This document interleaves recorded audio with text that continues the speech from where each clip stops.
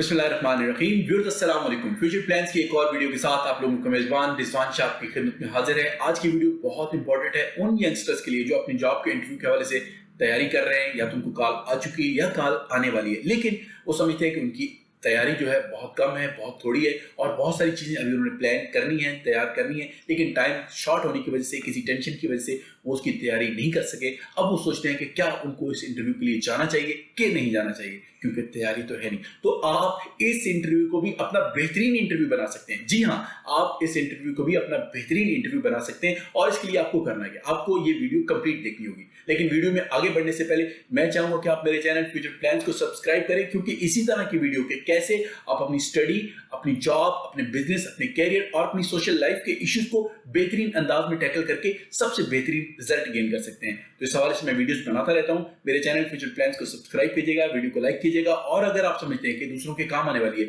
तो उनको इसका लिंक जरूर शेयर कीजिएगा। आइए बढ़ते हैं आज की इस वीडियो की तरफ। जी दोस्तों, अब आपको बताने जा रहा हूं कि कैसे आप अपने इस इंटरव्यू को बेहतरीन बना सकते हैं, जिसके बारे में आप खुद समझते हैं कि आपकी तैयारी मुकम्मल नहीं है। तो पहले नंबर पे आपके क्वेश्चन का आंसर, क्या आपको इस इंटरव्यू के लिए जाना चाहिए कि नहीं? तो मेरा आंसर होगा बिल्कुल 100% जाना चाहिए। उसकी वजह क्या है? उसकी वजह यह है कि आपको ये बेहतरीन मौका मिल रहा है, चाहे आपकी सिलेक्शन हो कि ना हो, लेकिन ये बेहतरीन अपॉर्चुनिटी है जिसमें आप अपने आप को प्रेजेंट करके एक बहुत अच्छा एक्सपीरियंस गेन कर सकते हैं। जब आप इस पॉजिटिव एटीट्यूड के साथ जाएंगे तो यकीन करें कि इस सारे एक्सपीरियंस का आपको इतना फायदा होगा कि आपकी सोच है, पहली चीज। अब दूसरी बात, अच्छा मैं चला जाता हूं, क्या मेरी सिलेक्शन तो होनी नहीं है तो फिर मेरे जाने का फायदा? अरे मैं आपको बताता हूं कि आपकी सिलेक्शन हो सकती है, 100% हो सकती है। आपने अगर एक पॉजिटिव एटीट्यूड जेस्चर वहां पे दिया तो आपके चांसेस बहुत ब्राइट है। अब आपने करना क्या है? यकीनी तौर पे आप ये कहेंगे, अच्छा तो फिर मैं क्या करूं?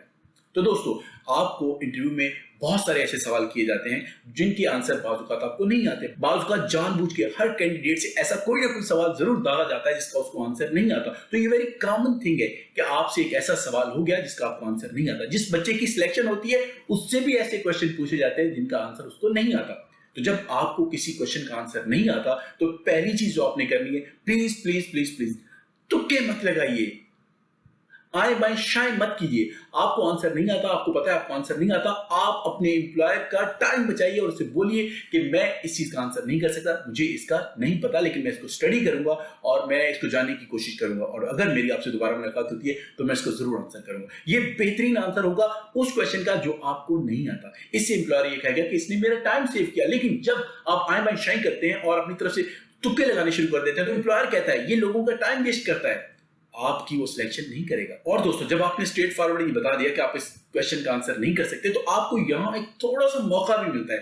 आप एम्प्लॉयर को उस डायरेक्शन की तरफ लेके जा सकते हैं जिसमें आप एक्सपर्ट हैं। यकीनी तौर पे ऐसा तो मुमकिन है ना कि आप जब जॉब के लिए जा रहे हैं तो कुछ ना कुछ तो आपको आता होगा। ऐसा बिल्कुल नहीं, अगर आपको कुछ नहीं आता तो आपको जॉब के लिए जाने नहीं चाहिए। आप प्लीज अपना भी टाइम वेस्ट कर रहे हैं और दूसरों को भी टाइम वेस्ट कर रहे हैं, आपको नहीं जाना चाहिए। लेकिन आप जा रहे हैं, इसका मतलब आप समझते हैं कि आपके अंदर कुछ ना कुछ तो है। आपने अप्लाई किया, आप समझते हैं कि आपके अंदर कुछ ना कुछ तो है। जो कुछ आपके अंदर है, जब एम्प्लॉयर आपसे क्वेश्चन कर रहा हो और आपको आंसर नहीं आ रहा तो आप कोशिश करें अपने एम्प्लॉयर को उस डायरेक्शन की तरफ लेके जाएं जिसमें आप एक्सपर्ट हैं। और फिर जब एम्प्लॉयर आपसे कुछ वैसे क्वेश्चन करे जिसमें आपकी एक्सपर्टीज है, उसके बेहतरीन आंसर करें।